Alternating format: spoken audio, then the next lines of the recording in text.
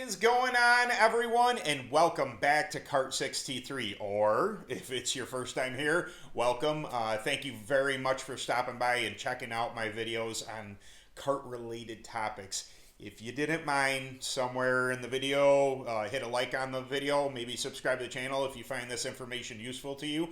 I decided I wanted to go with one of my favorite engine packages. I know I've raced opens, I've had, sedans, I've been on 250s, and I've had a Jawa and dual 131s and all this cool stuff, but seriously, one of my favorite engine packages, the Yamaha KT100.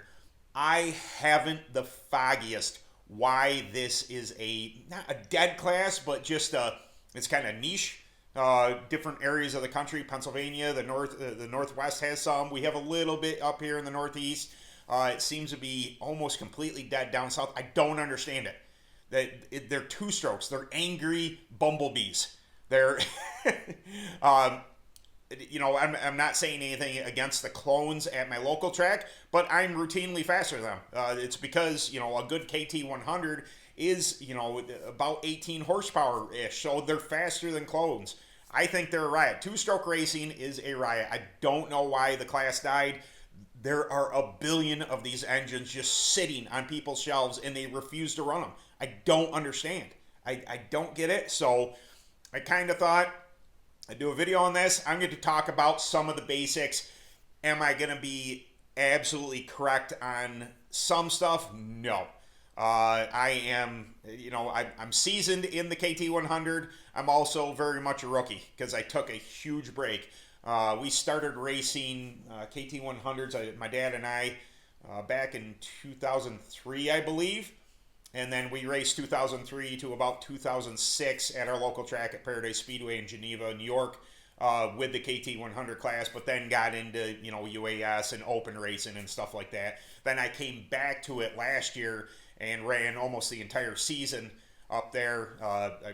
About every other week I was going and racing my KT there, and I fell back in love with this package, and I wanted to do a video to show off what the KT looks like, what some basic settings are for it. Again, your part of the country may be different. Your sea level, carb tuning is it's an art to get it correct. But some basic starter points for that, some flex for the pipe, what pipes I use, this and that, general idea. So I got the KT on the new scythe, just as a mock-up, because I started to put that together, and I thought I'd kind of go into some footage there, show you what it's like, and then we'll pop back up for a conclusion. All right, catch you in a minute. Okay, everyone, here we are, dove down looking at the KT100. Now, this is a KT100 on a jack shaft. Your vintage guys, some other guys still run what would be a oil clutch that would go directly onto the crankshaft here. So you would have a clutch here and then the gear, and you would run to the outside of this rear cassette. There would be, usually it's 219 chain, so there's going to be a gear to this outside. Some guys still do that, and that's fine. All is good, but with the clutch being on the crankshaft there, it builds a bunch of heat, and I think unnecessary heat. So there are different ways to do this, but this is a Buller setup. Okay, so you would have a 2157. This is actually 2057, just because that's the the driver that was available at the time we set this up. So that gives you this ratio, and you can go and check out my jack shaft video if you want to know the conversion. Basically, it's this this divided by that times this divided by that. Okay, the basic. There's a whole video on it. You can check it out. So that comes over, and you're looking at the clutch here, dry clutch. So the clutch is spinning 2.71 times the engine, so it's slowed down. So the clutch itself, if your engagement say is 10,000, well, it's only turning 7 times for that. So it's actually engaging, much lower than the 10,000 that it would be. So what, I don't even know what the math is on that, but I like to have my clutch engagement set about 10.5 on a KT100. You turn it about 14 to 14.5. You can turn them harder. You can turn them less than that. I've heard of people turn them 13,000, and that's fine. It's really up to you. Okay. Carb settings. Now, this is a generalization. I don't want anybody, saying, hey, that's wrong. This is a general carb setting. So in 2003, when I was racing KT100 way back then to now, this is how you would set the carb. So this is your low speed. This is your high speed. Okay, you're going to turn all the way in. So this is turn in clockwise and then counterclockwise. This is opening and bringing this needle back out. So you count half, 1, 1.5. There's a starting point there. Now the high speed, you can call it 3/8 if you want. I call it a quarter and a scooch. So you're going to come all the way to close. You feel it closed, okay, and then you're going to open up a quarter, and then come I like to go just a little bit more, and that gives a good basic setting for that.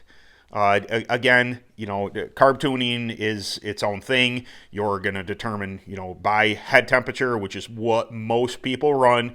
And from my knowledge, there's 2 types of heads for the KT100. There's a 400-degree head and a 450-degree head. The 450-degree head would be the new one. I'm assuming these are the new. I actually don't run head temp on mine. I like to run exhaust temp. I find it's more accurate. And you can adjust it a little better. And basically, I try and run this thing about 950 degrees exhaust temp. So we're going to come back to the pipe here. Well, you know what? Give me a second, and I'll try and explain this a little better. I have another pipe I wanted to show you guys. Okay, I got a little situated here. So on pipes, if you're starting to think about running KT100, it really depends on what track you're going to want to run on. This is an A4 pipe. It's kind of hard to make out, but this is RLV makes pipes. This was the first iteration of what is now the L4, so this is the A4. They have different designations for what the pipes do and what tracks they are made for. So this is a wide band big track pipe from my knowledge. That it's not made for sprint racing or anything, which is the KT class is fairly popular in. If you come down here, this is the other pipe I was kind of talking about here. So this is an L2. This is the newer iteration RLV L2 pipe. So this would be considered a sprint pipe. So it has a bigger diameter here, which gives it increased bottom end for, say, hairpin, stuff like that. So if I were to, say, go to a 10th mile, I would probably put this pipe on. So I'd have better bottom end coming out of the corner. To whereas, I run on a quarter mile regularly with with my KT. So I want the big track pipe for that, which gives me the broader band. Okay, let's talk about flex. If you don't know anything about flex, I'll do my best to explain here. Flex is the distance from inside here. Matter of fact, we can remove this. So have that spring down there. Inside here, we're going to look inside. All right, you see trying to use my flashlight. There's the back side of the piston. So you're going to take a tape measure and you're going to stick the tape measure through the header and you're going to touch it to the back of the piston, not the eyebrow. You're going to want to miss that rib in there. The center, you want to actually hit the back of the with a tape measure, and then from there, whatever they designate, whatever pipe needs what flex is to the beginning of where the pipe starts to wide out. So it's going to start getting wider. So we're going to put this back on here real quick. So the distance from the back side of the piston to this point right here. So this is where the pipe starts to get bigger, and then it's called an expansion chamber for a reason. That expands, and inside of here there's a stinger. So this expands here, gets to a fat point, and then this is purely like a can, so it's a muffler.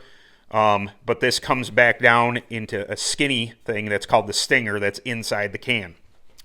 So the flex length determines how your pipe will also perform. So the shorter the flex, the hotter and broader the band is going to be. So if you run a super short flex, you're looking at creating a whole bunch of heat at the backside of your piston.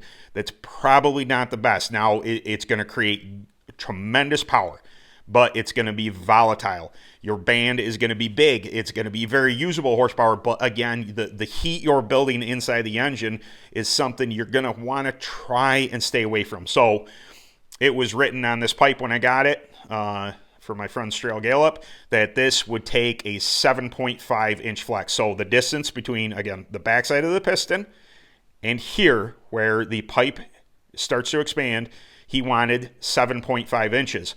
What I found was when I went to the big track that I raced on, that created a bunch of heat that I did not want in my exhaust gas temp. So what I did was I extended this. This is almost 8 inches now. When I extended this piece of flex here, so take this off real quick. I'll show you. These are removable. I believe this is 1 3/4. No, yeah, maybe it's 1 3/4. Whatever size it is. I cut this to be longer to get it up closer to the 8 inch mark. So I think it's just shy of 8 inches now. So it takes away a little bit of my top end power, but it gave me a little more bottom end power, but also cooled the engine. So when I'm lifting in the corner and getting back, that charge that gets dumped, when you're wide open, you go into the corner, you lift, the butterfly in a carburetor slams shut. So I don't know how well you can see it in here. The butterfly, carburetor. You've seen these before. When you lift in the corner on a two-stroke especially, that butterfly slams shut and it creates a draw of fuel to cool the engine. Is there air cooled? That's what you want. You want fuel in there. You can drive them wide open if you want. You can fatten up the needles so you can drive them wide open. I find that keeping the cart free, keeping the engine cool by lifting, allowing that butterfly to slam shut and take in a bunch of fuel is the best way to preserve the engine and keep it quick. That's just my opinion. Other professionals will disagree with me, I guess, but that's the way I've always driven. I always lift in the corner, whether I could hold it wide open.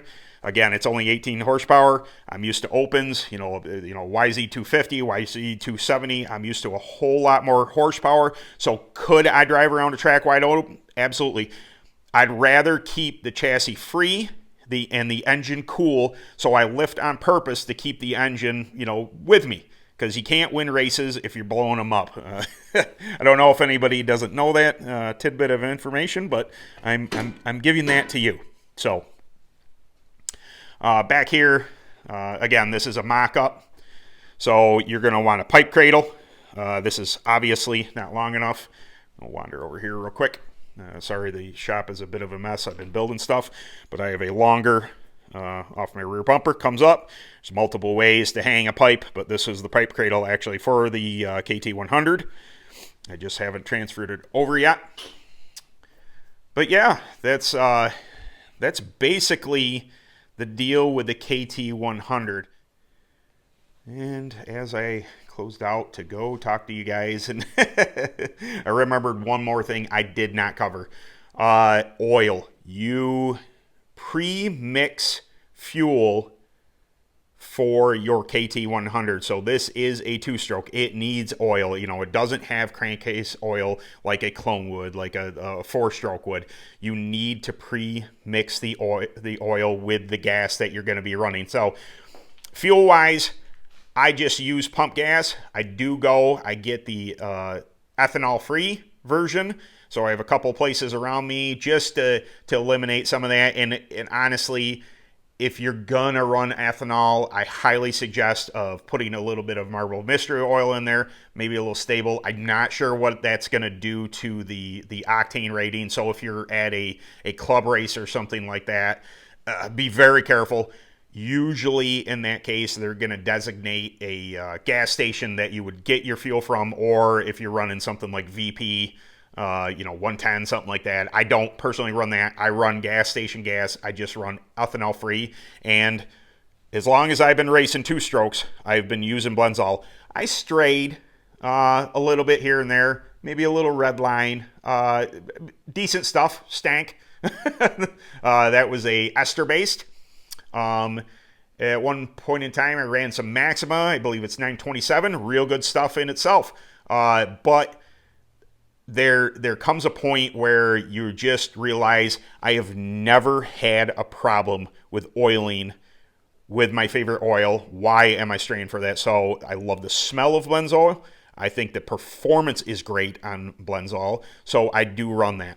I run, I know it seems like a lot to maybe some of the, if you're coming from like a motocross background. So say the 250s, a YZ250 or, RM or whatever it is, they would run something of a 40 to 1 or a 50 to 1, 16 to 1.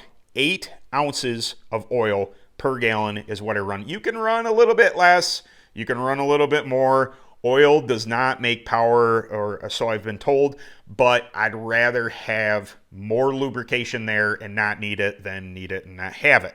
Now, one of the things that kind of came up as a debate last year was, do you need to purge a KT100?